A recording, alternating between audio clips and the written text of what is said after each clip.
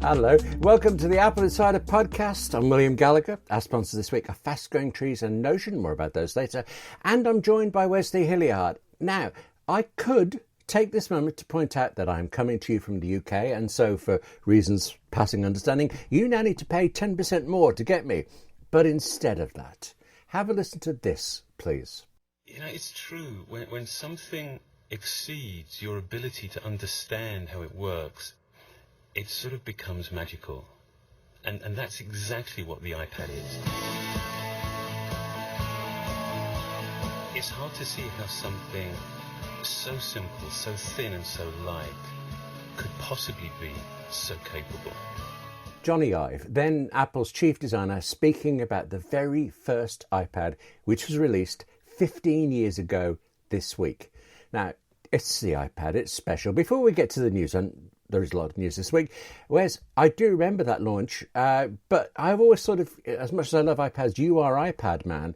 Were you back then? Were you watching in 2010? 2010 didn't exist for me. I was basically fresh out of boot camp in February of 2010, and then straight to nuclear power school, which basically takes up your entire life. You get a little bit of free time, but there is really no such thing as anything beyond sleeping, school, and maybe a little bit of PlayStation in between. So, especially I knew a game had to come in there somewhere. No matter what, there'd be a game. But okay. Yeah, because especially at the time, because I still hadn't reached my tech phase. I was very much still in my, I am all about video. Like, at the time, I thought I was going to be a games journalist. But yeah, getting all that excellent games journalist training in the nuclear power field, of course. But then I at the time, though, you'll love to know that I owned the BlackBerry Storm 2, I believe is the phone I had. So no, I did not hear about the iPad other than a snide remark from someone at the power school saying something about it sounding like women's hygiene products. Oh, a tampon, yes. And we have an article about this in Apple Insider, and I tracked down the writer. I've forgotten even her name and what magazine she wrote in, but she did this gorgeous headline, just absolutely perfect, about how the iPad name was not the first choice for women, period. It's like, oh, I wish I'd written that for it and stuff. And of course now, all this time on, iPad seems like the normal name. I mean, I don't want to spend too long on this because we do have an article I'm very pleased with on Apple Insider, but what you missed was this just delicious period of in Apple history when we knew a tablet was coming. We knew, and we knew nothing about it at all. Wall Street Journal had a quote saying, the last time there was so much buzz about a tablet, there were commandments written on it. It was big at the time. And the one thing that seemed to leak out was that Apple was going to call it the iSlate. So you can see a video even now of Steve Ballmer, who was CEO of Microsoft at the time, about 2 weeks before the iPad launch, making a presentation and going over and over and overboard about the word slate. He introduced 3 Slate PCs and using Slate computing. It's like it underlined the word and crammed it in as many times as possible so that Microsoft would own it. And then Apple didn't use it. And then I'm reasonably sure at least most of the Slate PCs he unveiled never launched. So it's quite an amusing little thing. But that's when I was in on iPad. I was actually at the BBC, and Steve Jobs told a bit of a pork pie in that presentation. He said actually the presentation was in January and it came out in April in the States. He said that it worldwide released by a certain date, and actually Britain got it 4 or 5 weeks later. But because I was at the BBC Worldwide imported one, and they handed it to me for 20 minutes. That was my first look at this thing, which in retrospect seems so big now and so heavy. But at the time, all you thought of was, it's smaller than you expect. And then you start using it and you get lost in using it. And I hated handing it back at the end of What was the first app you opened? Was it Angry Birds? It would have been Safari. I copied Steve Jobs to say, is it true the New York Times opens as quickly as he says? And yes, it was. Actually, even on BBC Worldwide's highly contentious, no, that's the wrong phrase. Wi-Fi with a lot of contention on it, it still worked quickly. But so I was on iPad 1 and I bought one as soon as we could get one afterwards. When did you come in? When did you become iPad man? I mean, I was in and out of Apple those first couple of years from, I would say, 2010 to 2014. That, like, I would get an iPhone 4, didn't like it, got a Samsung Galaxy S3, whatever it was, and then Apple announced Siri and an iPhone 4S, and I was like, wait, I got to try that. Got an iPhone 4S, and I think at the time I did toy around with an iPad 3 and a couple of stuff like that, and then it just didn't click with me, and very quickly shifted back to like Sony phones and Samsung phones for a couple of years. So I was bouncing around products. Apple was included in that, but I didn't solidify on Apple until 2014. Were you using any tablet? Yes. So my first Android tablet must have been the Motorola Xoom, XOOM. And then I also had a Samsung Galaxy Tab, whatever generation that would have been. I had the small 8-inch Samsung tablet, which was excellent. Just kind of hopped around. There was a Sony Xperia tablet. That was the last one that I had before shifting over to Apple, and was incredibly thin for the time.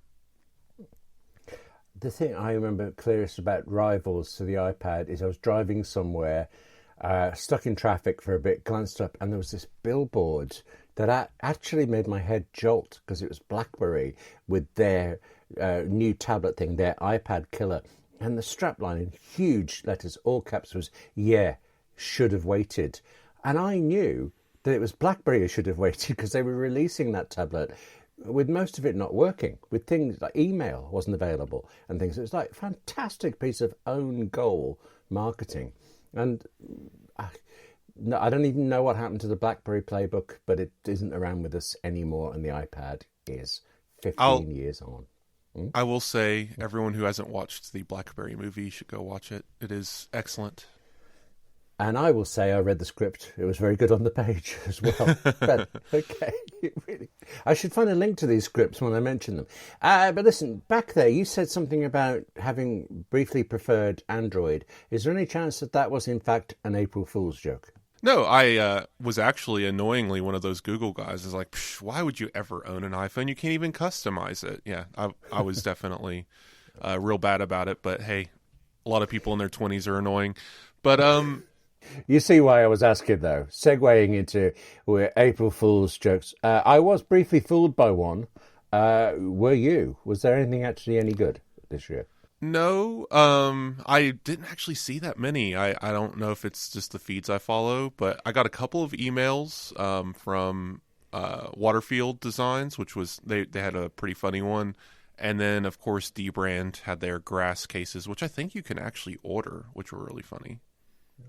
I remember when Google announced Gmail, they did it on April Fool's Day, and it had free storage and all this stuff, and everybody thought it was a joke, and it was genuinely real. And amazingly, Google hasn't switched it off yet. But the one I was fooled for is actually a 1970s BBC thing. It came up on YouTube, a report about a library that had been built upside down, and they did it so well. It took me a full minute and a half into the report to realise I was being had. So, you know, I actually enjoyed that one, whereas normally, particularly with technology. Yeah, I think the only April Fool's joke I really fell for I was around 11, and I saw on the front page of our local newspaper that they had discovered the Loch Ness Monster, and that had me for a good solid minute before I realized it was April Fool's Day. But a good product, though, Waterfield, they have two excellent April Fool's jokes. They were very silly. One is a suitcase for carrying your eggs. It's extra protection for your eggs anyway. Not an executive case, is it? Yes. It is it? Oh, right. Okay, I thought I was really clever there, but all right. Okay. And then, of course, they also offer a scream bag for screaming into the void. Into a bag anyway, and that was clever. So, but the Apple connection here is it's their birthday. Oh, goodness, of course it is. There I am focused on the iPad, but it's Apple itself. Oh, actually, during the launch of the Steve Jobs, famously does really clever presentations, and the iPad one is really, really smart. It builds up to a point where you think Apple should be the only company that releases a tablet. It's just really deftly done. But along the way, he actually refers back. He wasn't talking about the anniversary because this was the launch presentation was in January, but he talked about being formed in '76. He put up a photograph of a young himself and Steve Wozniak, and talked about how they had the previous quarter, so end of 2009 or something, Apple had just crossed 15 billion in revenue for the quarter and stuff. And saying a rare time to think about money and Apple. What a landmark! And I totally forgot that '76 was today on April Fool's Day as well. Yes, goodness. I think. Well, he only did it just because he thought it was funny. It's a classic Steve Jobs. I wonder if he was wearing shoes when he signed up for the industry. So anyway, what do we have this week, William? Anything going on? There are serious things going on. Things are actually coming out. So. It's weird when nobody ever installs beta test versions of any Apple thing. No. So when they actually come out for real, it doesn't feel like old news in the slightest, does it? No. So iOS 18.4, macOS Sequoia 15 point something, watchOS. It's all 0.4. Something. Okay. And tvOS took an age to install on my TV set, but it's there now, and I haven't fully spotted the difference. If you're in the EU, then you've just got Apple Intelligence. I'm expecting to see Image Playground suddenly appearing popular again for a bit until people get bored of it. And Visual Intelligence is great. I like the change to have it in the control center and things. Have you heard of this? I actually thought this might be an April Fool's joke, but apparently it isn't. There's a story that for some users, iOS 18.4 is installing apps that either they previously deleted or, in some cases, that they never bought or possibly even heard of. You're not believing me here, but I promise you it's apparently real. Do you know anything? It's a real story. People, I think, tend to exaggerate for social media, but it does seem to be loading on apps that were previously uninstalled. Now, iPhone does this weird thing sometimes where you can offload an app instead of deleting it. Maybe it could be something related to that, but maybe it's just randomly saying, hey, here's this app that you used to have installed and just adding it.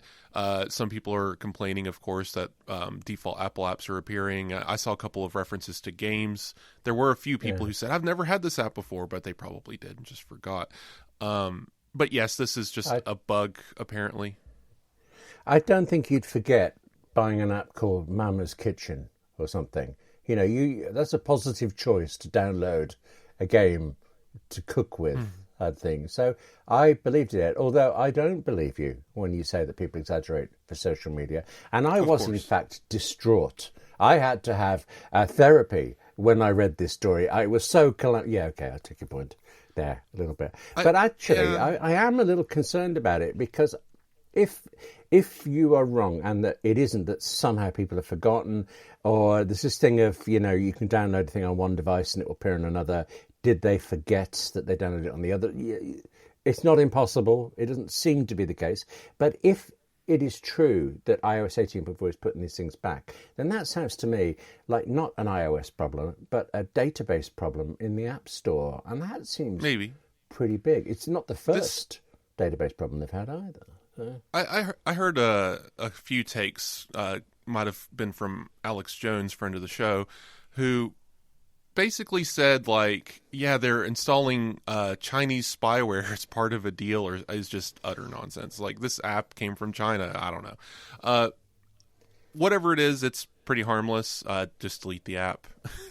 iOS is actually really good at deleting apps versus Android in this case, versus other operating systems anyway. And I guess it's annoying that happens, but hey, bugs happen. The fact that this is what we're talking about, honestly, on a software release, I'll take it. This is Just par for the course for Apple, though. If they make any mistakes, it's a headline. So that's just how it goes. I'm more concerned with you, but on balance, I hear you, Chinese overlords. I, for one, welcome our overlord. Yeah. iOS 18.4 came alongside all these other platform things, including Apple Intelligence coming to the Vision Pro, like we talked about before and you predicted long ago. There is now an Apple Vision Pro app on the iPhone with Apple Intelligence, I think. Apple is just such an overused word in that sentence. I don't understand what that app is because I don't have an Apple Vision Pro. Is this something of great interest?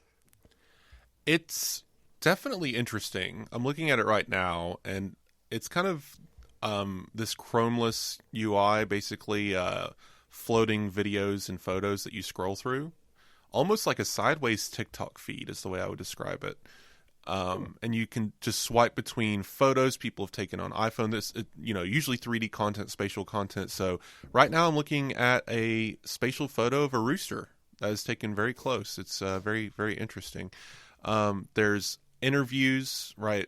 This is Keith Urban talking on Apple Music with kind of a 3D studio vibe. Here's some behind the scenes of the morning show. So interesting stuff. There's also like links out to the, like, here's a video of people gliding on Red Bull TV, right? And a link to take you to Red Bull TV to install it if you want to see more of that. So just a discovery tool, but it's also not just about discovery because there's things in the spatial gallery that's only available on the spatial gallery. Sorry, you might have been asking me actually about the iPhone app, but I'm talking about the new Vision OS app that came out called Spatial Gallery. Oh, I see. Actually, yes, I asked you, but I got a mix up in my head. I'd heard something about this an app, and it was some people liked it, some didn't, so I was curious what it did. But this sounds like actually you're getting a lot more content than you have recently on Vision Pro, and that's always been your criticism of it. Yeah, it's worth opening from time to time. I wish maybe it had better tools to notify you. Maybe a notification system that Apple has built into the operating system. But it does the job, and I hope that they don't forget about it. This feels like something they might need to have a team assigned to. Maybe it'll be their editorial team that does the App Store stuff. That kind of reminds me of that a little bit, but neat. They should just do more of this. I want it to be longer, though, right? These little Apple Music interview snippets and behind the scenes stuff are all 30 seconds to a minute. It's all, like I said, very TikTok-y. But you're right. We also got an iPhone app called the Apple Vision Pro app. We discussed these back when we were talking about the betas, but they're now released to the public. I think everyone gets the app, or maybe it's like the Apple Watch. I think the app only shows up once you have an Apple Vision Pro, and you can open it and scroll through and see what new content is available on the Vision Pro. And if it's part of the spatial gallery content, you can favorite it with a little star, and that'll be prioritized the next time you use your Vision Pro, and you can open it up and see your starred content. Okay, it sounds okay. There you go. Ringing endorsements there, but yeah. So not ecstatically exciting, and iOS 18.4 we didn't sound thrilled by.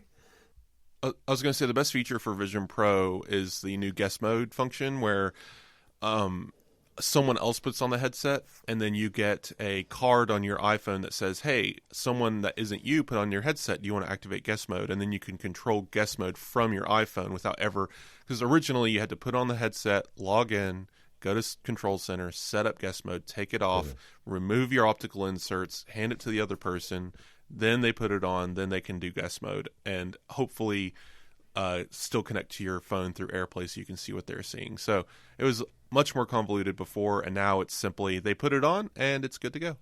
Okay, well, that sounds useful for the one time. I was thinking if I had headset, I'm sure people would be asking me about it, and I could say, go on, have a look.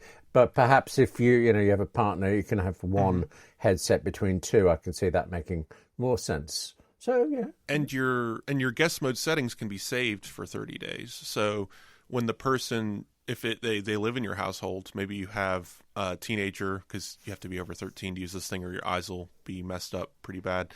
Wow. Myopia is not fun. But Yeah, if you have someone living in your home that wants to use it, spouse, child, whatever, you can just set up this guest mode function to allow them to basically retain their information so they don't have to redo the eyes and hands every single time as well. It's much more streamlined. Okay. Since I seem to be accidentally going through all of the OSs, as I understand it, the only real difference with iPad OS is, well, it must have all the things that iOS 18.4 has. Mail categorization is in there. Actually, it's just as it is on the Mac.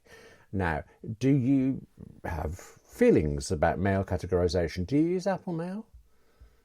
Yeah, I use Apple Mail, and I like the categorization. I wish it was more definitive. I'm not really sure what I'm supposed to do, because if you inbox 0, which a lot of people, that's how most people manage their email, I'm assuming, where you sort your mail as it comes in, archive, or this one's a receipt, this one's for whatever, and you're kind of moving your mail to different folders manually. Well, if you do that, your inbox doesn't have anything in it, so your categories have nothing in it.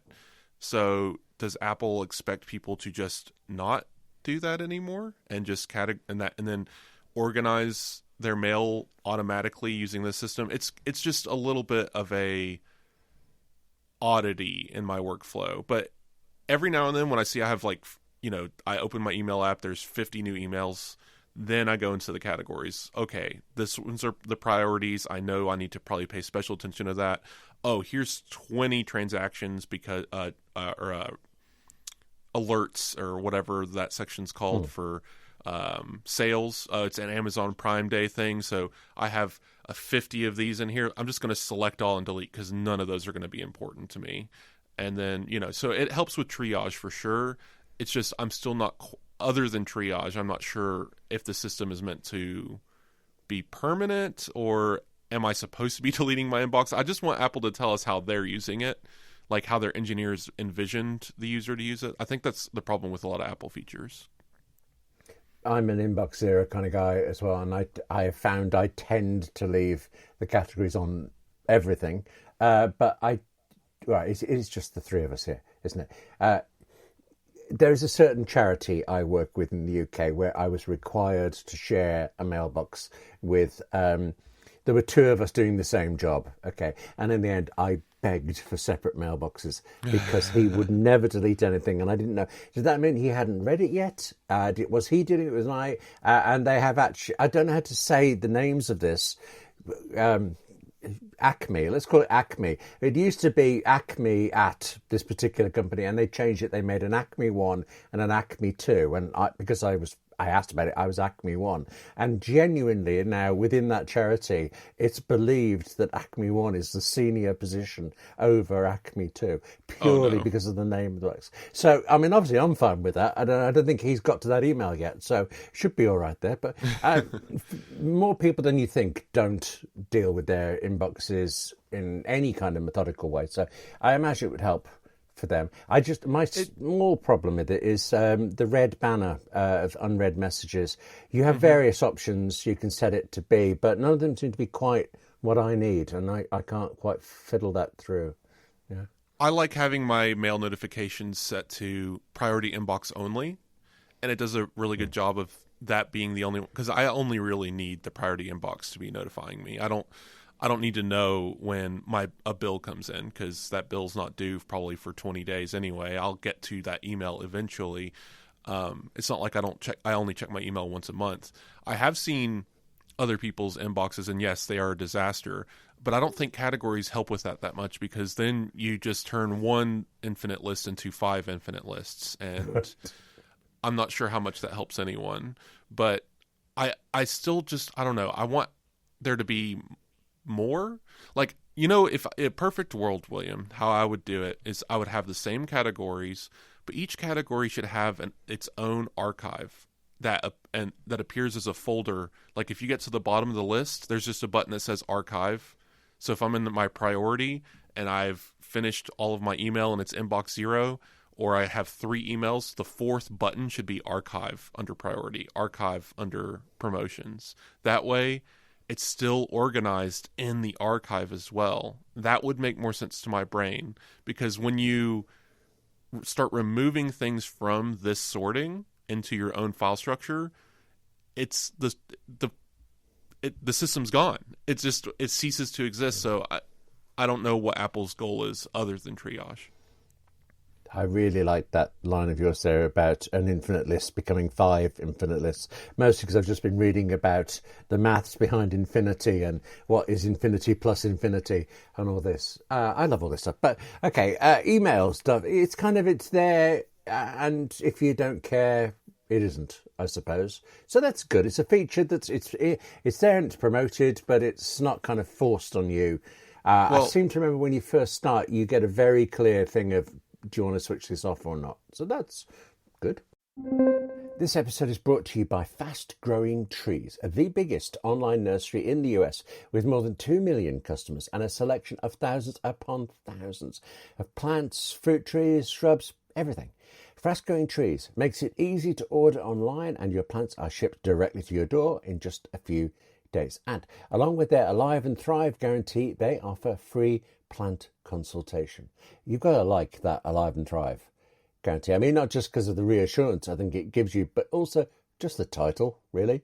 Now, I'm not in the US, so I haven't been able to buy from Fast Growing Trees for myself, but I have as a gift for a friend in the States. The idea was that I could buy whatever plant she picked, knowing she'd have it in just a few days. The plan fell apart slightly, though, because you cannot believe how long it's taken her to decide on which one to buy. I should have told her that they had 5 choices, not thousands, but they do. And actually, she had a very good, if a very long time, picking through the thousands of choices available to her. And this spring, they have the best deals for your yard, up to half off on select plants and other deals. And listeners to our show get 15% off when using the code AppleInsider at checkout. That's an additional 15% off at fastgrowingtrees.com using the code AppleInsider at checkout. So fastgrowingtrees.com, AppleInsider, now is the perfect time to plant, so use code AppleInsider to save today. Offer is valid for a limited time. Terms and conditions may apply. And thank you to Fast Growing Trees for their support of the Apple Insider podcast. Do you have your email contact photos turned on? No, I switched them off because I found them really irritating. And I'm not the only one I know who did. Do you? I have them on. I try to balance it because I really want them all to be accurate instead of whatever, like just initials, right? Everything's initials. Perfect world, email, I hate email. I honestly, it could disappear. I'd be fine with it. But in a perfect world, if we could have it better, I want it to have a better favicon kind of system. And I know Apple's working on this where verified, certified emails, like from, I don't know, Verizon gets its own icon logo thing when it sends you an email. It doesn't always work because Verizon has 30 different email addresses they'll email you from. Because one of them's like mailto and do not reply at verizon.com. And it's just somehow it should work. So a while ago, I started, before Apple announced their verified email system, I created contact cards for every email I would get that I wanted to keep. Because I hoped, A, that would allow me to set an icon for those emails, and B, would eliminate it from going to the junk. And that did help. That stopped junk, the things I wanted not in junk, from going to junk. That happens too often. Even with our emails about the podcast, I have to check the junk to make sure that it's not in there. It's very aggressive filters. But I stopped doing that and deleted all those contacts when Apple said priority things are coming, because I wanted to see how that system worked. And it doesn't seem to have ever really taken off. Some of them get that specialized icon with a verified check mark next to it saying this has been verified. Like, that's great, but then a lot of them don't. So I might go back to creating contact cards for everything again.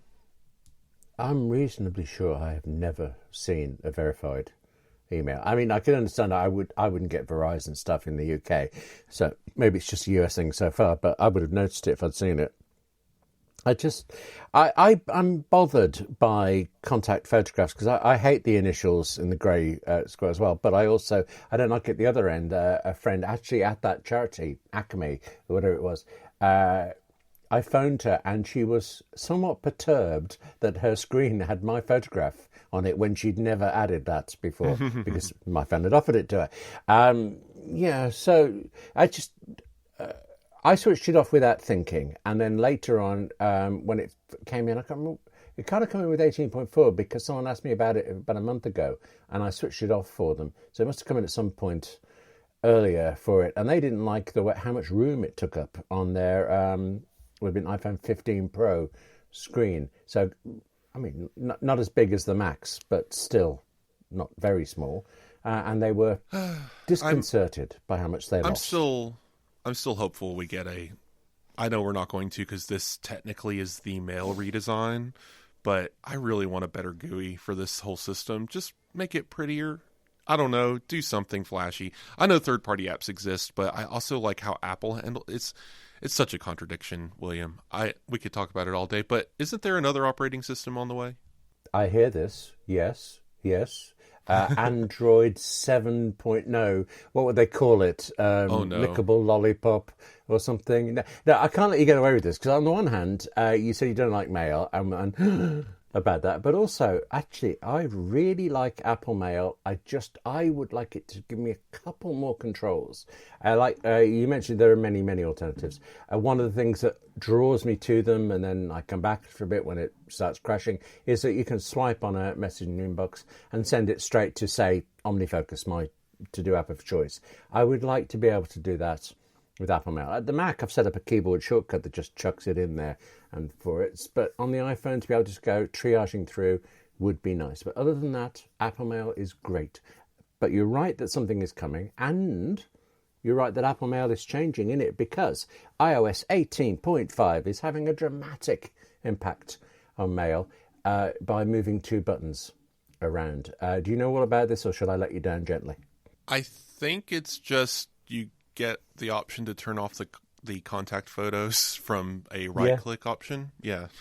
Yeah, that's it. It's now actually in Mail instead of you having to schlep off into settings and find it. It bothers me a bit now how convoluted settings is. What's in an app, what's in the settings section, and then even when you go into settings, I was trying to find something in Mail, and one thing was in settings, Mail, settings, apps, Mail, and one of them was actually in settings, notifications, Mail and stuff. So finding your way around is a bit of a pain. To put it under your fingers, I imagine most people are going to press that button once if they ever press it at all. But the fact that it's now findable, I think is, well, I was going to say is an improvement on iOS 18.5, but that's only out in developer beta yet. I haven't updated yet because, of course, I don't put betas on any of my devices, as we've often said. And there's another thing which is remarkably tiny and I've totally forgotten. So best link to an article about it in the show notes. I did figure something out. So the check mark for the verified email address doesn't appear in macOS, it seems. At least it's not visible where I can find it. But in iOS, it is directly below the sending address with a gray check mark next to it. I checked Apple's, and funny enough, this is where it gets weird. macOS, so my top email right now in my inbox is Apple gift card it's literally their email address is something like Apple gift card at appleservices.com or something, which is real. This isn't a scam one. And below it has a check mark basically saying it's a verified sender, but it also has artwork. It has the profile picture, right, of a pretty looking gift card Apple logo. So, but on Mac it's just Apple, like Apple AG as the initials in it. So I don't know where the breaking point is and why macOS Mail isn't surfacing this information and iOS Mail is, but it should just work everywhere all the time the same way. That's odd. As you were saying that, I picked up my iPhone and I searched for any emails from Apple and things, and I found one, and sure enough, it has an Apple logo next to it and there's a little tick with the address next to it. I've just never once looked there before. I'm feeling a bit unobservant there. It helps to know this because scams are such a problem. Good point. Yeah, especially like Apple's emails. Yeah. Oh, well, you slightly changed my mind there because I was going to say there are certain irritations in the difference between macOS and iOS, and I'm not somebody who thinks they should all come together under one OS thing. I like the Mac being the Mac. I like the iPhone and the iPad being what they are. Fine. It's handy when they cross over there. And one of the things I'm currently finding unhandy, if that's a word, I've decided it's a word, let's go with that, is Apple News Plus Food. In fact, it's on my iPhone, it's on my iPad, and I'm very grateful because it's very good. And unlike Puzzles, it's available outside the States, but it's not on the Mac, and it would be so handy to have it on the Mac while I'm working on plotting dinner. And it isn't there. I thought it was my setup, but I looked into it, and no. Well, since the Vision Pro has Apple News iPad version, it is on the Vision Pro. I'm looking at it right now. Some easy salmon burgers with dill, honey, mustard, and horseradish. That looks delicious. I'm very hungry now, actually. Okay, so we'll stop and have a bite to eat, and then iOS 18.5. I read actually in AppleInsider that this is the last iOS 18 update before iOS 19 starts. I was going to say, how definite is that? Well, I imagine it's certainly the last one before WWDC. Yes. But there'll be security fixes and things. But isn't it reasonable to assume now that... Well, I was a little surprised to get food in this one because we're so close to June and the announcement. Surely Apple, if there's anything really good coming, they're going to hold it back till June. I think iOS 18's feature complete is what you're looking for. There's nothing else coming. Even if there's a .6, it's just security updates. The next update will be .5.1, right? So that there won't be anything else significant, I think. Well, you say it's feature complete, but it is missing Apple Intelligence, or at least bits of it that we were supposed to have by now. Or we thought we were supposed to have personal. Yeah. Yes, that one.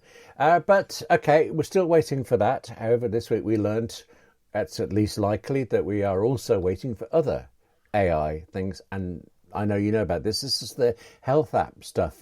Dr. AI will see you now. Isn't that how it goes? I'm excited by this. I know some people are like, why would I ever trust this? I think this comes from Mark Gurman at Bloomberg. This is the usual, probably bits and pieces type stuff. I don't know that Apple will even call it a doctor. I feel like that would be treading some weird regulatory grounds. So there's no way this is actually what you would call an AI doctor. But what interests me here is, and what makes sense, is we're going to be able to have an on-device, private, personal AI on our iPhone that can take all of this information from the health app and parse it into something actionable and useful. It'll be better, right? So Apple's been working on this for a while. They have something called Trends in Apple Health. If you weigh yourself every day, it'll tell you if your weight's going up and down, type information. So basic algorithmic stuff like that, but take it a step further. And the reason why I'm excited by this is because I know people on the internet have been taking their health data, exporting it to a PDF like you would give it to a doctor, but then feeding that PDF to ChatGPT and saying, hey, what's wrong with me? Goodness. And it'll come back with good answers, but then you're giving all of your health information to ChatGPT. Some people don't care. That's fine. You do you. But having that access on device, that sounds powerful. That sounds really interesting. Okay, I didn't realise what it would be, but that makes sense. It's an extension of what it does now and in a useful way, but also private. It would never have entered my head to ask ChatGPT what's wrong with me. Maybe because I just haven't got the time to wait for a long response. But, okay. Right. The only problem with this is Apple Health is full manual for the most part, except for like what you get from your Apple Watch. It knows when you go outside because of light sensors and GPS, so it can log your sun exposure and figure out your UV exposure based on the weather reports. Like, it's doing cool stuff like that, but everything else is full manual. What you eat, how much water intake there is, when you brush your teeth, everything. Symptoms, if you want to log if you get a headache or when you take your medicine, if you take a puff off your inhaler, if you're asthmatic, and you want to log that, you have to go and log that manually. There's not even really apps that do that. There are Bluetooth inhaler attachments you can buy that automatically log your inhaler usage to Apple Health, which is interesting. But even then, like, I have a scale, but I have to, and I weigh myself every day. But in order to get that to Apple Health, I have to go to the scale app, stand next to the scale, and make sure it says connected to the scale, and then it syncs the data. So it is a very manual process all the way around. I think that is something Apple should be examining, because people like me who want this information in Apple Health are going out of their way to do it. I have a food app, Food Noms. It's amazing. I love it. I can take a photo of my food, say, hey, this is chicken casserole. And it's like, oh, based on the photo, it looks like it's this portion size. Chicken casserole has these ingredients. This might be what you're intaking. Yeah, sure, it's probably partially wrong. It's probably going to hallucinate a weird thing. But you know what? It's close enough. I don't need it to be perfect. And then I get to log my food very quickly, very easily. So I do. I log every meal. That's great. But I'm going out of my way to do that. I'm paying for an app, subscribing to it to do that. How many people are doing this?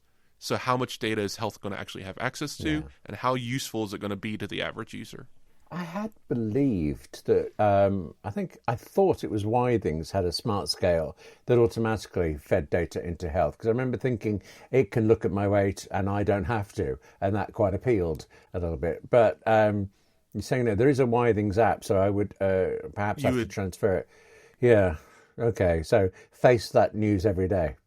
Yeah, you don't do the transfer, but you still have to open the app and make sure it syncs.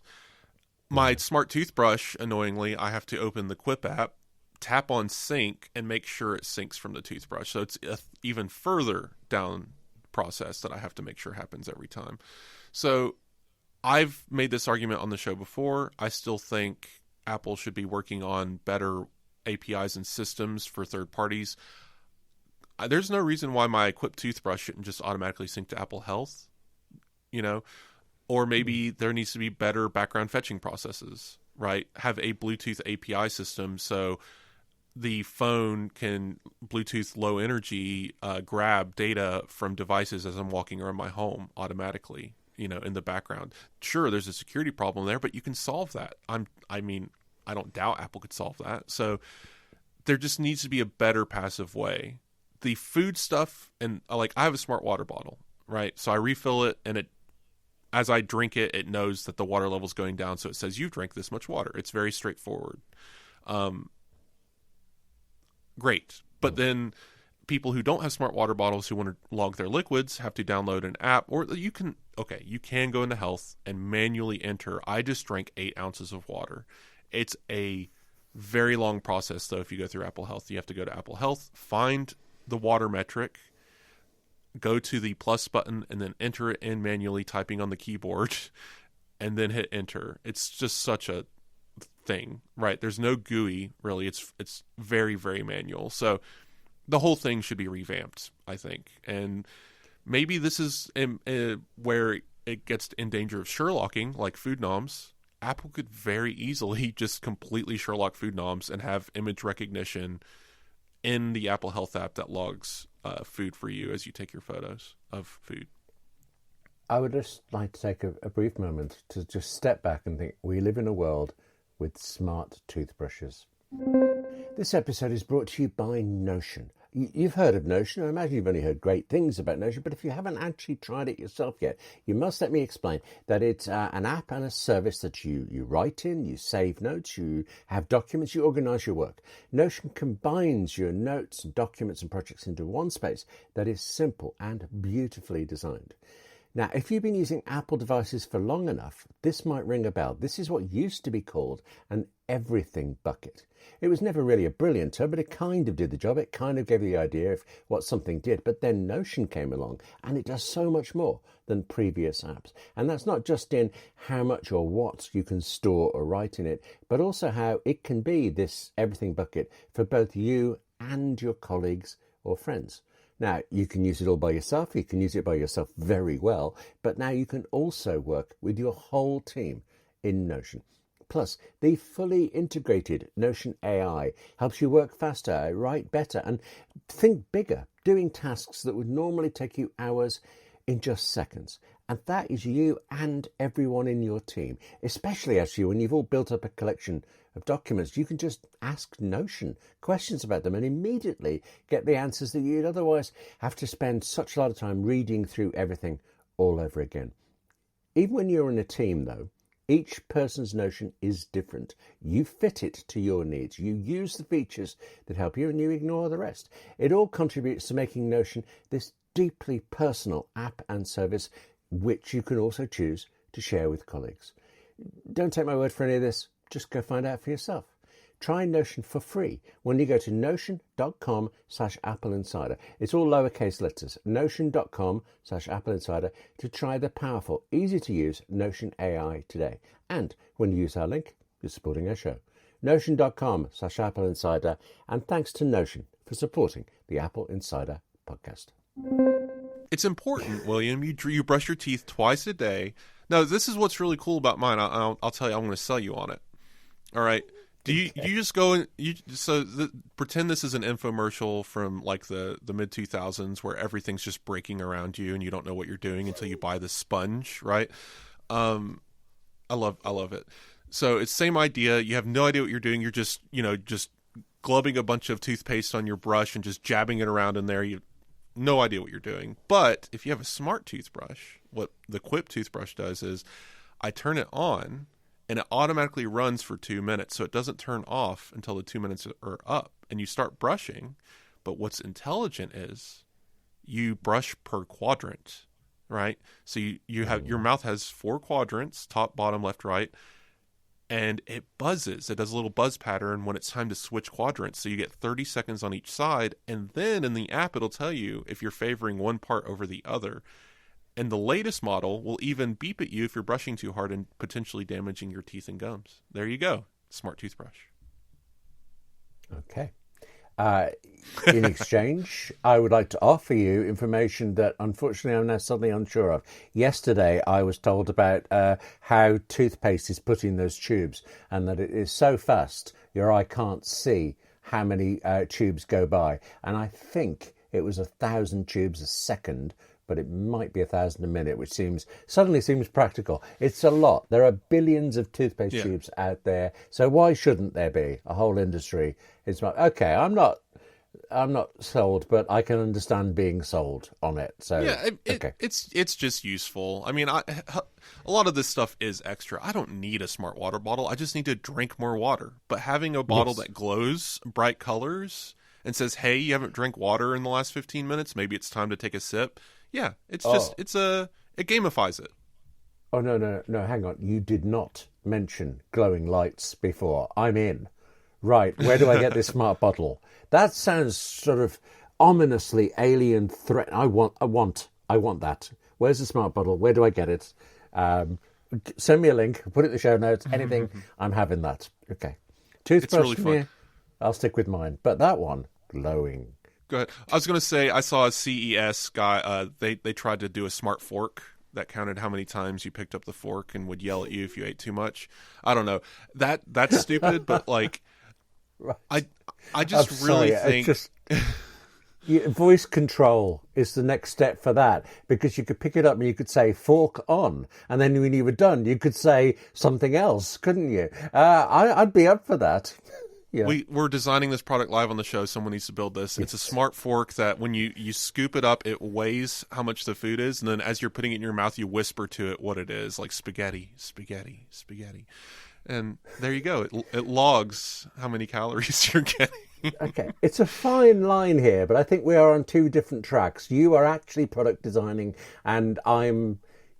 Anyway, it's product design. There is actually, I think, out this week or referred to this week or possibly leaked this week or who knows, maybe even made up this week. Apple, around the time of the iPhone 15 Pro, there were so many stories that buttons were going to vanish and that they would all become a solid state thing. So areas you would touch and there'd be haptic feedback so that you thought you did a button and then nothing happened and we all forgot about it until this week when some leaker says, still sort of on the card, still in play, will come one day, technology just isn't working yet. give me a reason why or Apple, actually, for that matter, would particularly want touchless buttons that you touch. Portless, buttonless iPhone would mean, potentially, submersible. You could probably go diving with your iPhone because there would be no ingress points except for maybe the microphone. I was going to say microphone and speaker. So you can't have a completely sealed iPhone. Speakers, you can waterproof speakers. I mean, you have a speaker and microphone on your Apple Watch, and you can go diving with that thing. So, good point. Okay, I kept thinking the camera control button. I remember being amused when that came out. That there were interviews with Apple executives about it, and no matter how carefully they were asked, they were very careful to not use the word button in their answer. Mm-hmm. They were really, really tight on this. But it actually is a button. I mean, it's not just haptic. It's not just definitionally. If you push it in and it moves, kind of thing. Yeah. So that's not what this could all be about. So it's genuinely touch sensitive. You could still have a surface that depresses, even if it's, very small depression, right? Like, if everything was basically camera control, it's possible. I think that would be terrible. That would be like your entire phone is now a touchpad, and if you grab it the wrong way, you're now calling someone. Yes. But well, I've done that actually. But yes, butt dialing. I thought that went the way of old phones, but I did it recently in the middle of the night. Maybe we just don't need buttons, William. Okay, a world without buttons. Okay. I was going to say, we do have a little bit to get into before we close up the show, because there's been some stuff this week. No, actually there hasn't, really. You invented Controversy Corner, which pops its head up every now and again. One of the things going on in the world that affect Apple. But there's nothing, absolutely nothing this time at all. Of course. Not a single thing, whatever. All right, well, we can end it there. Goodbye, everyone. Yeah, all right, go on then. I mentioned about tariffs at the start. We all know the country that imposes the tariff is the country whose company and people have to pay it. Okay, that seems a bit obvious, but apparently not. Well, alarm bells here, of course. It's Controversy Corner. I want to start with, briefly, TikTok. As you listen, it's in the balance. Mm-hmm. Who knows? Friday is the 4th, correct? So there is still 24 hours until TikTok could be banned from our country or be saved by TikTok America, which is Trump's plan to save TikTok. Go read about it. We're not going to get into it here. There's also bids from Amazon and OnlyFans to buy TikTok. So it is all over the place right now. Who knows what's going to happen here? Maybe this is, we're in Controversy Corner, so why not? Let's go for this. Somebody did actually ask me to film an OnlyFans video, but they said it has to be totally silent and in complete blackness. I couldn't work out whether I was flattered or insulted, and I figured probably a bit of both, really, there. But I'd actually forgotten that there was a deadline extension. In my head, the big cutoff deadline was passed in sense of PAST. But now you're right. This one's here. Yeah. Okay. We don't really... Laws aren't really being enforced anymore, so who knows what's going to happen. If he chooses just to sign another proclamation to extend it by 90 days, that could happen. I mean, the initial extension was mostly illegal. The only reason why no one's being arrested or fined is because he asked the DOJ very nicely, and they said, okay, fine. But if they just decided, we're going to start finding people, they could at any moment because they're breaking the law. The app is not supposed to be running here by a law that Trump put into place. So I don't know, whatever. We'll see what happens as far as the sale goes. I'm expecting best case scenario. They figure out some kind of weird deal or just get rid of the law and TikTok goes on untouched, which really this law should never have existed in the first place. It's just xenophobic. But the other option is American takeover, and then they keep like a 19% stake in the algorithm. Like some guy gets to invest a bunch of money in it. Whichever guy is up to Trump, maybe 5 different guys gets to invest. Maybe 5 guys, burgers and fries will invest in it. And then it'll continue operations and hopefully not change and not be influenced by the government that is controlling it. Well, Or C, they just close it and people find something else to do. And sadly, that would mean a lot of people who make money from TikTok would now no longer be able to make money from it. So that would be a travesty in its own right. But we've seen it happen before with Vine, with Twitter, with other things just completely disappearing very quickly. Almost as if Google runs them. But TikTok has already changed in different countries. You get different results when you search for women's health and things like that. You know, something that you would think would be a basic human right and should be findable, and it is not in certain areas. So it's and people find this not great. Controversial. It's bizarre, isn't it? It's just, this is the world we live in. But hey, I want to say, Skylight Social is now out on the App Store. It is the Blue Sky AT Protocol run. Oh, not right. Now, so Blue Sky didn't make it, right? So AT Protocol is like the Fediverse for Mastodon. I know these are all made up words, but just bear with me. But the AT Protocol is Blue Sky's Fediverse, more or less. It's a, the word escapes me, non-distributor or whatever source.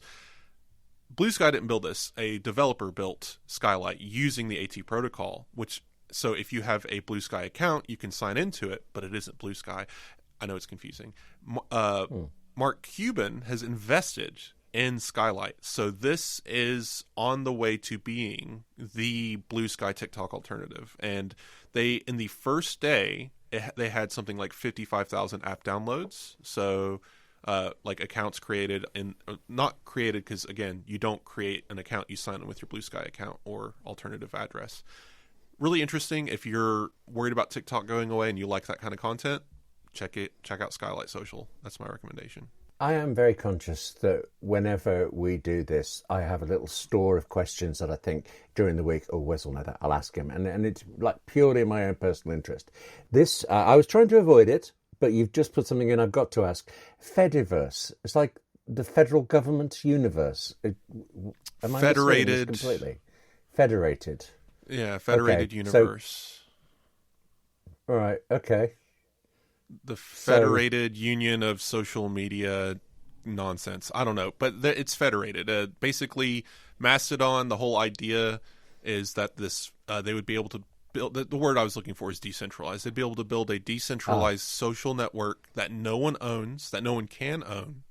You own your own account, and you take it wherever you want. So in a Fediverse, say, Mastodon is your Twitter-like client, right?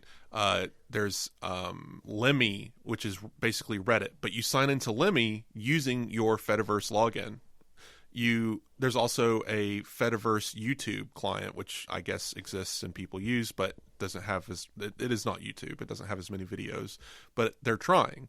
And you would sign, so basically multiple systems. So you have a YouTube, imagine YouTube, Facebook, Twitter, Instagram, all of those social media accounts that are disparate, but you only have one login for all of them. That's what a Fediverse idea is. That's what the AT protocol is. A distributed network of social media, but an account you own. They call it billionaire proof. I really like that billionaires thing. And actually, that I was starting to think we were finished with Controversy Corner because this is just nice and game stuff. But the billionaires bit brings us back. But that is the end of. Is that the end of control? Is there anything else we need to talk about? It's a tough day for the stock market. Let's put it that way. Lots going on. Not really sure where this is going to end up. Last I checked, Apple was down like 13 or 14%, and actually, let me open the. So we're actually it's improved a little bit. It's now down only 8%. So, great. All right. So yeah, they basically shaved 1,200 points off of the Dow Jones today. What we're getting at is, yesterday, as we record, the President of the United States announced that there would be new tariffs across the board. 10% for every country, including ones that have no human inhabitants. Penguins are being tariffed. I'm not joking. I wish I was. We even have a tariff on a U.S. military base. It's hilarious. But moving on, there are, 30 30 countries that he's targeted specifically with what he's calling reciprocal tariffs. These are not reciprocal tariffs because the tariff number he came up with doesn't exist. These are not based on actual tariffs because in order for them to be reciprocal, they have to be based on real numbers. So the numbers that you see in that chart that he's holding up in, if you go read our article on this, you'll see the chart. It's lovely. It says China charges America 67% tariffs. So we're going to charge China 34% because we're such a nice country. The European Union, 39%. So we're going to charge them 20%. And funny enough, the United States violated the One China policy on this chart by listing Taiwan as a country. So China's very unhappy with us right now. Just want to point that out. Anyway, hilariously, this is how these numbers existed. Now, William does not know this, so I want to hear his reaction. I can tell you one thing. Sorry, I know for a fact that the tariff against the UK, where I am, is 10% because allegedly the UK has a tariff on goods of 10%, and it doesn't. Apparently, it's 4%. I admit I never even knew there was anything at all, but it's 4%. But 10% is the base, like you said, for everything. So officially, that's what we apparently charge you. So I'm guessing from that there are some conditions on the maths, but you're going to say it makes sense. No? Well, it doesn't make sense, but we know how they came up with the numbers. Let me put it that way. The numbers are derived by taking the trade deficit. So the trade deficit, for those, basically, you go to the grocery store and you buy $10 worth of goods. There's now a trade deficit with the grocery store of $10 because they didn't buy anything from you, right? Mm-hmm. So that's basically what a trade deficit is. You go to a Girl Scout stand and you buy $50 worth of Girl Scout cookies, but then for some reason you're selling stickers and they buy $20 worth of stickers. There's now a $30 trade deficit, right? Okay. Think of it that way. So what Trump has done is taken the trade deficit with each country and then divided it by the amount of imports from that country. So whatever that country buys from the United States. And that is the percentage that he is calling a tariff on our country. And then that number is then divided by half, and that is what we are charging them in tariffs. It is baffling, to say the least. I actually want to leap in there at the end because the only bit of this I understand is that the US is officially charging all these other countries these tariffs, but actually it's American companies doing the importing, and it's then consumers that will be paying. So yes, all of the goods will be going up proportionally. So just to wrap up the math portion here, the actual amount of tariffs most countries were charging was about 1.3%. America was formerly charging about 2.5%, and we have increased it by about 20 to 30 fold, depending on which country you're looking at. The tariffs are now higher than they have been in 130 years and overnight, and just outside of any point of reason. They just literally, economists are just baffled. Nobody expected it to be this bad. So the reason why we're talking about this is because of how it affects Apple. China, Vietnam, Taiwan, India, all of these places are huge for Apple, and there is no way to make an iPhone without these other countries, period. It doesn't matter if Apple moved everything to America tomorrow. We would still have to import goods from those countries because we don't have rare metals in the United States, not in the quantities that we need anyway.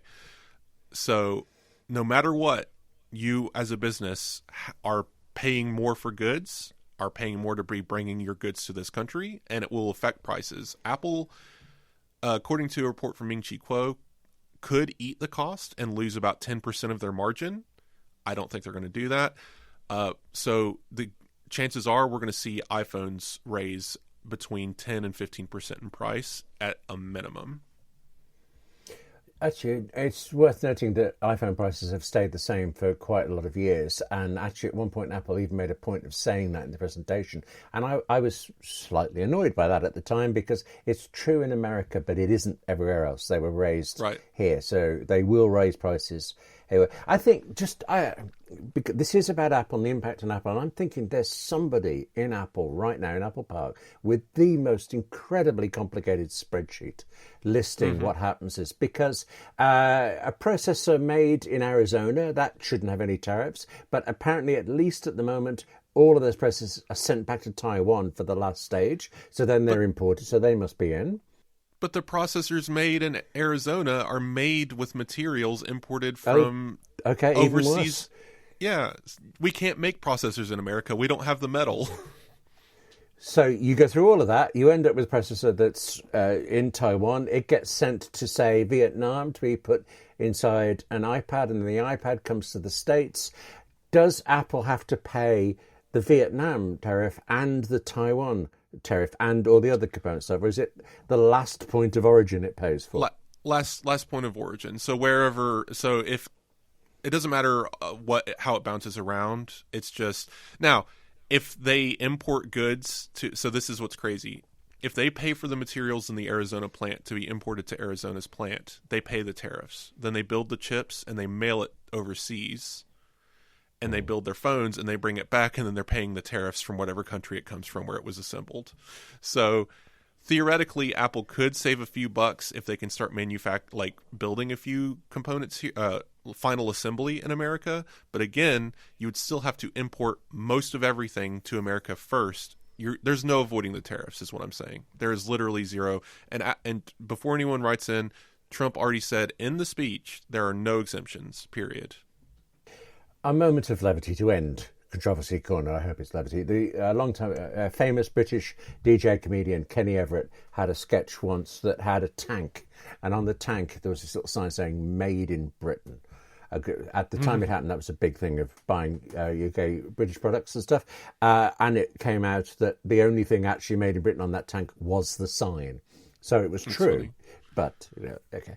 The end of Controversy Corner. And, yes. Have you got more? No. I just wanted to point out there was a really funny bit here. Tim Cook had his bonuses calculated in 2020 that would be paid off consecutively year to year every April. His final bonus payment for this round, he'll get another round because he's staying CEO. It's like a restricted stock units. It's a whole thing. But his final vestment of his restricted stock units was 15 minutes before Trump announced his tariffs. I just want to point that out. So that wasn't planned. The dates were picked in like 2020. It's just miraculous timing. Anyway. Okay. Well, that's nice for him then. Yes. We always say that after Controversy Corner we will have one last segment, and this time I have a complaint. So it's not controversial at all, but I have a complaint. I've just spent several armfuls of money on a Mac Studio with an M4, and I learned this week that an M6 is being worked on. Who could possibly have predicted that? Even an M7, probably. Yeah. No, you go too far. No. You have to wait for the M9, William. The M9 is the one you want. Yeah, I might just have saved up enough again. I mean, not. I love my little Mac Studio, but other than the incredibly obvious thing that there'll be another M at some point, is anybody claiming to know anything special about these, or when are they coming? That kind of thing. Well, apparently Apple is working to directly integrate its modem into the M series system in a package, system on a chip. Yes, so the M6 would have its own modem, which means Macs would have modems. Yay! Yeah. Oh, actually, now suddenly that is interesting. That makes sense. Cellular modems. I like that. We're talking about cellular. Yeah. I've never bought a cellular iPad. I've always just tethered whenever I needed it. But the idea of it just always being on, always being available, does seem quite handy. And actually, especially so with a Mac. Are you a cellular iPad kind of guy? I presume you are. Yes, my iPad Pro has cellular, and it's incredibly inexpensive versus like a phone plan. You buy a phone plan and it's hundreds of dollars or whatever. Cellular for an iPad, we're talking few bucks. There's a lot of ways you can actually just go in and say, I want to buy cellular for a week. I want to buy cellular for a month, and just pay as you need it. I currently do not have a plan on my iPad. So, just shop. And the cool thing about eSIM is you can shop around. You can just use Verizon for a month and then cancel it, and then use AT&T and just, kind of play around with it. It's fun. Although, of course, you have to have a cellular enabled, cellular capable iPad. Yes. So I was tempted there, but I'd have to buy an iPad first. Okay, maybe next time when I've recovered from the expenditure on the Mac Studio, but it was worth it. We're now kind of at the end, and I should say that if you are a subscriber to the Apple Insider podcast, you are very shortly going to hear Apple Insider Plus, which this time, Wes, is about what exactly? So we forgot to mention at the top of the show, but this week we're going to be talking about a little bit more about us outside of work. What do we do? What is our life? Right. Like, what are our hobbies? And does tech participate in that, or do we just leave the office and all the technology stays in it? We just kind of forget about it for a while. And I kind of wanted to discuss a little bit of how we balance the two between, is your passion, like, it's not true for everyone. We have a few staff members who come to Apple Insider and write about Apple, and when they leave, they don't care. They're not Apple people, which is fine. They're still good writers. So, but for me, and I think a little bit of William, judging by how we talk about stuff on the show, maybe not so much. We like this stuff, and does it follow us around? And how do we separate the work from the play? So that is Apple Insider Plus. That's coming up in a moment if you are a subscriber. If you're not a subscriber, well, then there's something you can do about it. You could join us through Apple Podcasts subscriptions or through Patreon. And there are always, of course, details in the show notes below. And you, particularly you, would, of course, always be welcome. Now, if you have any questions about that or about anything else, Wes, where can people find you? Well, they can find me on Blue Sky. I'm pretty active there. Still using Mastodon. So Ghost, the blog service I use, just federated. So we were talking about the Fediverse earlier. And now my blog has its own Fediverse address. So if you follow that, if you're on Mastodon and you follow my Fediverse address, you can get direct notifications when I publish a blog, basically in your timeline as if I posted it there directly. So that's interesting, experimenting with that. It's a terrible username because I didn't get to choose it, and they'll let you edit it later, so I will be editing it. So we'll see if that breaks anything. But for now, you can find me, the blog, and you can just search it later, I don't know, at index at hilly.tech. So it's not great. Right. You'll find it. Literally search my name. I should say an easier way to reach you might be through leaving a review on Apple Podcasts, wouldn't it? Yes. Because you do check there very often. Yeah. Yes. So, and what's weird about Apple Podcasts, and we're going to get into some reviews, is apparently it doesn't show every review, at least not from the... I'm just going to Apple Podcasts and clicking on our podcast. I don't have like special access to anything. So I think they pull reviews randomly and just show them. Like, I even go to the view more section, and I still don't think it shows everything, because a listener who has written me a few times, actually, Levi Cathcart, left a 5-star review a while back, and totally didn't see it, and it's still not there in my podcast. But he sent me a screenshot of the review and said that it's an excellent, up-to-date information on Apple products, rumors, and more. The hosts have great synergy, are always out in front of developing stories in Apple tech. Cheers. Thank you for that great review. And sorry for missing that the first time, of course. But yeah, if you guys leave a review and it pops up in the feed, I will definitely be talking about it on the show. We've got a few here this week, some good, some bad. And don't worry, we're not going to shy away from the bad ones either. But first, we have Poppleton 21. The podcast is overall pretty good about informing on Apple products. I'm summarizing all these guys, sorry.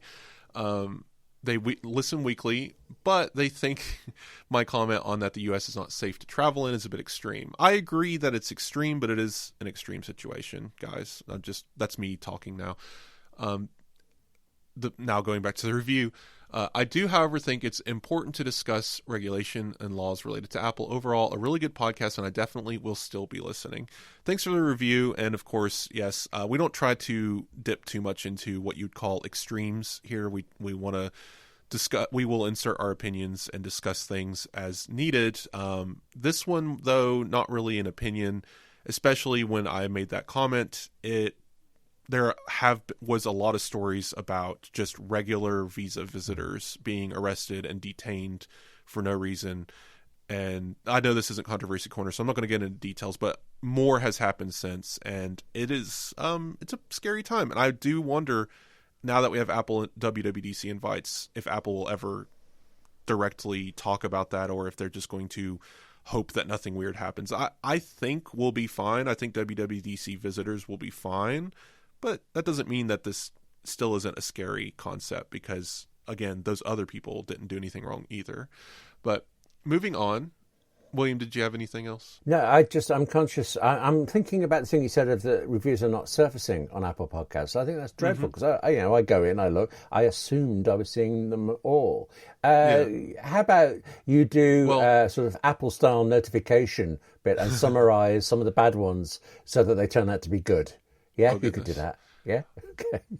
Right. So next 5-star CHM13. I know we're going long today, guys. So I'm trying to hurry. So they said, I don't know what's up with all the recent reviews trashing the show as being too political. It's barely political, mostly just factual, and there's chapter markers to skip if you want to completely avoid politics. I agree with this sentiment. I think compared to other shows, other tech shows that I listen to just go full on. They don't try to really pull back at all, and that's fine. That's what they want to do. We don't really pull back either, but I do like that we've kind of shelved it all in Controversy Corner. So if you do want to skip, you can. And again, we're just here talking about what's happening in the world.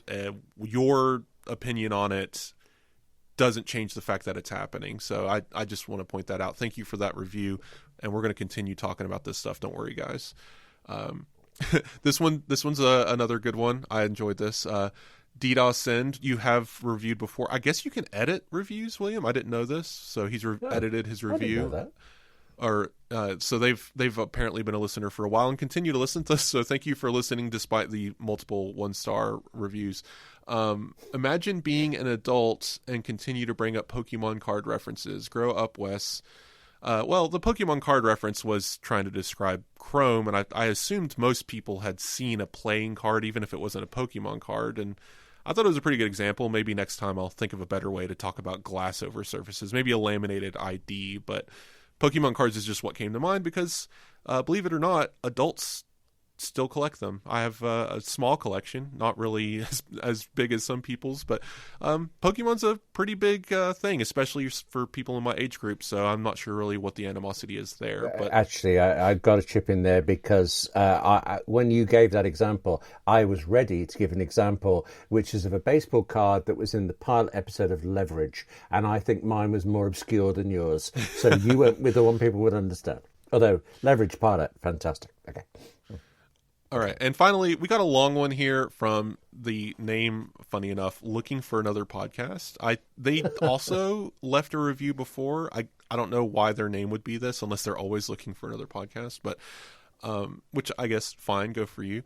The original review, I'm sure we read a long time ago. I think the content is at the bottom. They said that they're a longtime listener since Steven left, so the Steven thing is what gave it away, as it being an older one. The quality show has dropped dramatically. They adore the weeks William was on and tolerated Wes weeks. I remember that phrase, so I know we've read this one before. Since the change, William and Wes's chemistry, although sincere, has not been there. I'm a solid co-host, given that gives tremendous insight and tidbits when partnering with Steven, but I don't have the skills to be a host, and talks incessantly about myself and is rarely quiet when William shares information. I've addressed that, I feel like I do sometimes talk too much. This is a talk show, but I do work. I tell you what, I'm going to stop you there again because this is something I can actually contribute here.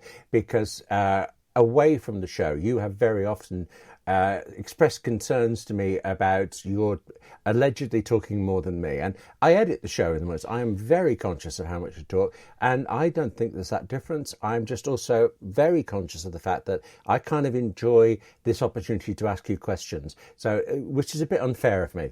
I think it kind of puts the burden on you, and I find out all these great things. Maybe I should be contributing more. So I tell you what, from next week on, we'll argue or something. How's that sound? Yeah. Sure, but I do want to give light to the new portion of the comment. Again, summarized, but basically edited the review, still 1 star. Please fix the show. Wes is probably the worst host I've ever experienced in any format. Rambles incessantly about himself, and anyone that disagrees with him, including William, is dismissed as an idiot. Apple Insider used to be the gold standard, and I'm constantly defending my decision to buy an Apple Vision Pro, talking too much about my fiance, and BoJack Horseman. So, okay, I don't really honestly know where this one's coming from. I think I mentioned BoJack twice on the show when we were talking about Netflix, just because I did really enjoy the show. And I try not to bring up my fiance too much because that's my personal business, but she is relevant when we're talking about like her iPad use and stuff like that. If anyone else has these complaints, I'd be happy to hear it and work on that. But this one is a little bit out of nowhere. I've not heard these particular complaints before, but as I've said, we take all reviews seriously. We can tell when someone's trolling. I think this one, maybe they actually feel this way. So I'll take it into account. I'll keep it in mind. But again, we're happy to take on the criticism and work on the show where needed. But again, this show is me and William. Our people. We are human beings. We have feelings. Yeah. Our lives are going to be part of the show. And I think that's what makes podcasts interesting. I don't want to tune into a robot reading the news. I want to hear their takes. I want to know how they feel. My takeaway from all this is that I'm therefore apparently the second worst podcast presenter. And, challenge accepted. I'm going to get to the top. Going to say, I'm not sure if you're finished with reviews, but we have had lots this time. So if there are any others, we'll keep them for next week. No, always look at all of the reviews, or we think we do, and now we know they're not always servicing. We'll try to figure out why not. But otherwise, actually, you could also just email us directly. So yes. Wes would be, are you Wes or Wesley at AppleInsider.com? Wes at AppleInsider.com. Right, and I am William at AppleInsider.com, and you can also find me on YouTube with a thing called 58 Keys, a channel that actually is expanding this week, but that's another story. For now, thank you very much for listening. Wes, thank you for answering questions, all right? And I will speak to you again next week, unless you're an Apple Plus subscriber, in which case we'll all be talking for a bit longer. And I also must say thank you very much to Fast Growing Trees and Notion as sponsors this week. They regularly sponsor the Apple Insider, but it's great that they come and help us out like this. But for now, speak to you next week. Yep, talk then.